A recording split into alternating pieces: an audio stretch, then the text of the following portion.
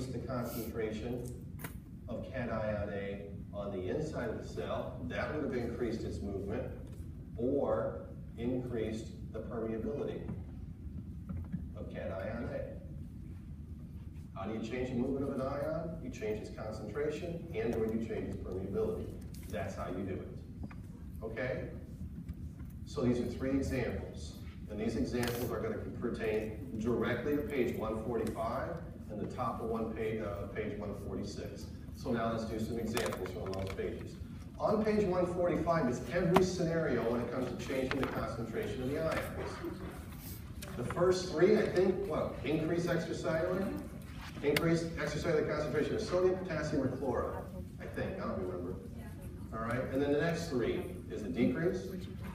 Decrease the concentration of those ions outside the cell. And then the next 3, increase the concentrations inside the cell. And then the last 3, decrease the concentrations inside the cell. So there are 12 different scenarios on that page.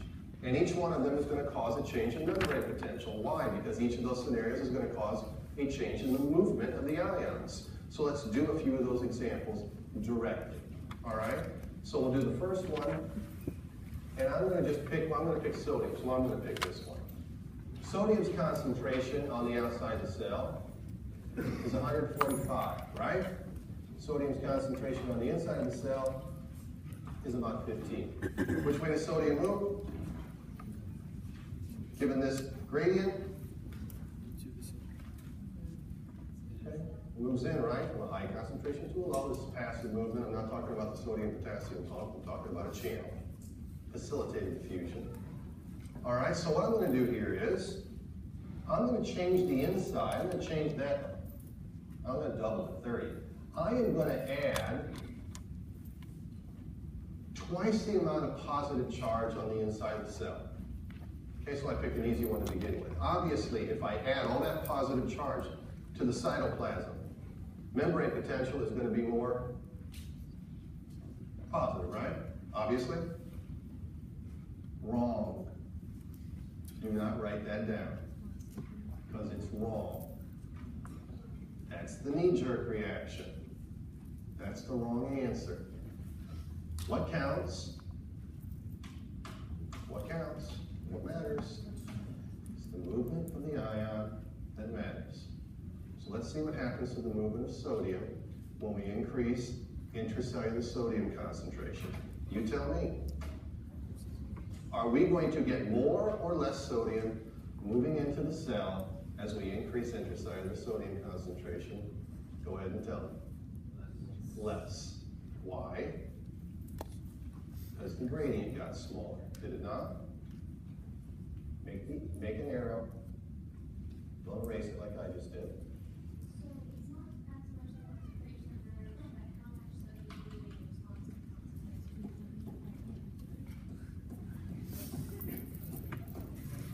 It's the movement of the ion that counts. Okay? I can't begin to tell you how important that is. All right?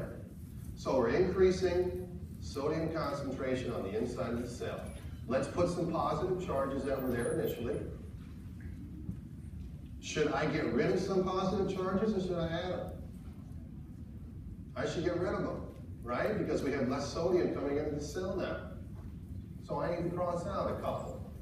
So, membrane potential is going to get more what? Not positive, but more negative by adding positive charge inside the cell. That's the cytoplasm, right? Are we measuring cytoplasm potential? Is that what we're measuring? We're measuring membrane potential.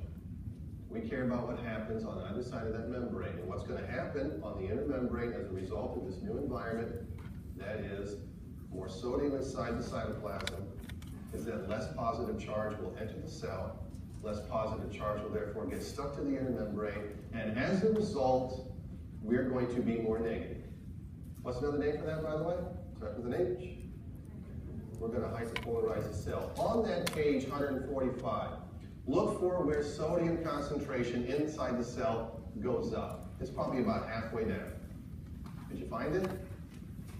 Intracellular sodium concentration is increased. Look for it on that page. Is it about halfway down? What does it say? membrane potential gets more negative. It hyperpolarizes. All right? Now, you'll also see something about the GHK equation. We didn't go over the GHK equation, right? Cross it out. Okay? Just cross GHK equation out. Cross. I care about you knowing qualitatively what's going to happen to membrane potential as a result of those 12 different scenarios. Yes.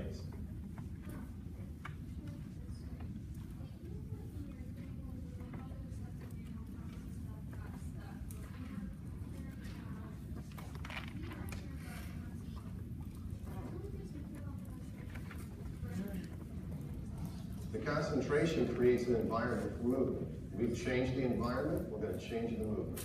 You have to know what happens with the concentration, or you don't know what's going to happen to the movement.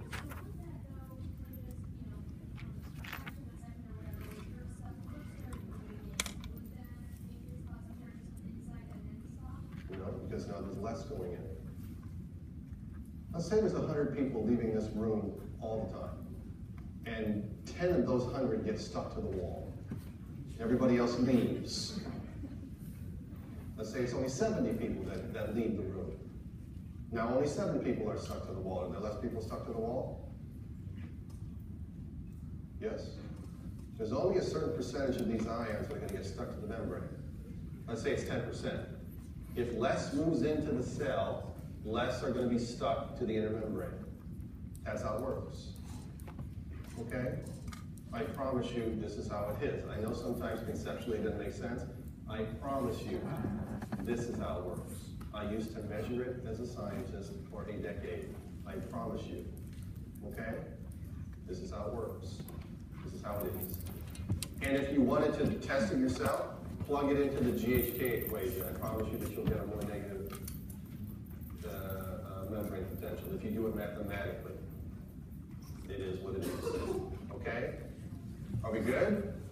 I picked that one intentionally because it's a positively charged ion and its concentration went up into the cytoplasm, and I know the knee-jerk reaction is going to be against more positive. I knew that that was going to happen because it's happened so many times in the past. That's the reason I picked it.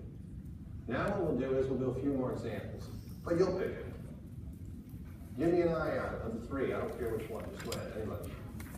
What is it? Potassium. Okay. So potassium's concentration on the inside of the cell is 135. Potassium's concentration on the outside is about 5. What do we want to change, in or out? Out? Want to change out? Okay. We want to make it go up or down? Up. Let's make it 8. Tell me what happens. So, which way does potassium move? You need to know that, right? Which way is potassium going to move, in or out of the cell? Out, correct? We know that. That's one of the important keys. The whole mess of it's going to move out. As a result of our new scenario, that is, we've increased outside potassium concentration, what's going to happen to the movement? Will it go up or will it go down? It's going to go down, right? Because the gradient got smaller. The difference across the membrane is now smaller, is it not? That's why we had less moving in over here. What was the gradient initially? The gradient was what? 145 versus 15? The gradient was 130. That was the gradient. When we increase intracellular sodium concentration, now the gradient is what? That's the new, it's smaller. Smaller gradient, less movement. Same thing here. We're going to make the gradient smaller by doing what? Making the outside bigger. The gradient initially was what, 130? What's the gradient now? 127. So the gradient just went down. So we're going to have less potassium leaving, correct? So draw a dotted line, make it smaller. Oh, let's put our positive charges out here, by the way. Should I make more positive charges or should I get rid of them? Need to get rid of some, right? Not as much positive charges leaving. So I don't know, let's get rid of this, and this, and this, and this. What's going to happen to membrane potential? It's going to get more positive or more negative? It's going to get more positive. The outside of the cell is more negative, right, or less positive? So the opposite has to be happening inside the cell. The inside of the cell is more positive. Membrane potential becomes more positive when you increase extracellular potassium. Okay? It depolarizes. Here's another question. This is the interstitial fluid, right? Is that extracellular? Right? That's extracellular. There are other extracellular fluids, correct? So if I were to give you a clinical scenario, if I were to say that you had a patient and they had a really high heart rate, and you needed to figure out why. Their heart was being overstimulated for whatever reason, and you needed to figure out why. One of the things that you're going to do to try to diagnose your patient is you're going to take their blood.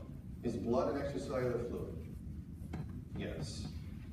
So, this could very well be a patient whose blood you took, and that blood work, when it comes back from the lab, might very well show that potassium concentration is high. This is something else that I want you to know. When you depolarize cells, we already know the cells. When you depolarize, you stimulate. Okay, now there's a couple of exceptions in the body, but this is not the case. We don't care about those. All right? Depolarizing a cell, making its membrane potential more positive, you're stimulating. When you hyperpolarize a cell, again, there are exceptions. You inhibit. So the depolarization that occurs because potassium concentration goes up in the blood, which is extracellular, could very well cause heart rates to be high. Okay, it can cause arrhythmias, is what that would be called. Okay, it could cause seizures. It could cause diarrhea. It could cause a whole mess of stuff. We'll learn, and I'll state it when we get to action potentials especially, and I'll just state it right now. Membrane potential pretty much controls everything in your body. It's going to dictate how much hormone is released from glial cells and glands. It's going to control your thoughts. It's going to control your heart rate. It's going to control your muscles.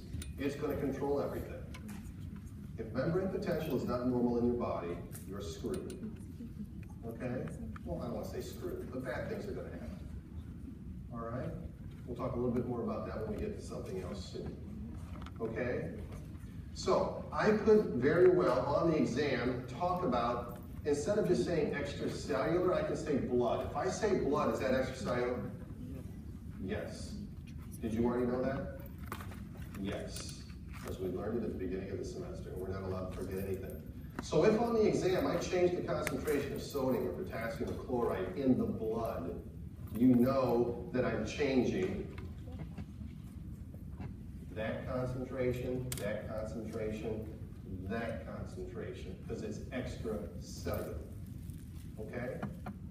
Remember that, please. All right? Are we good, guys? Time to get. We'll do one more little example, then we'll take a break. All right? This time, and that's page, again, 145. Let's do one more. And we're going to do chloride because we haven't done chloride. But you can tell me what we're going to do to chloride. So chloride on the outside is 110, chloride on the inside is 8. Which way is chloride move passively? Into the cell. So let's put some negative charges here because those charges, a certain percentage of them, are going to get stuck. You tell me, what do we want to change, inside or outside chloride? Outside? You want to change outside? Want to make it go up or down? Up. Good. 130. What happens to the movement of chloride, up or down? Up, right? We made the gradient bigger. The difference in concentration, outside and inside, now just went up, right? Make the arrow bigger. Should I add negative charge or should I get rid of those little negative charges? Add them or get rid of them? Add some, let's circle them, because those are the new ones. What happens to membrane potential? It gets more what? More negative. The inner membrane got more negative. How did we do that? We added negative charge to the outside of the cell, not to the inside. We added it to the outside. But what that did was, it did what? It changed the movement, which is what matters. So we just inhibited that cell, right? That cell just got inhibited. We hyperpolarized it. Hyperpolarization is the noun, hyperpolarize is the verb. Okay, let's take a break. When we come back, we'll continue. Hang in there.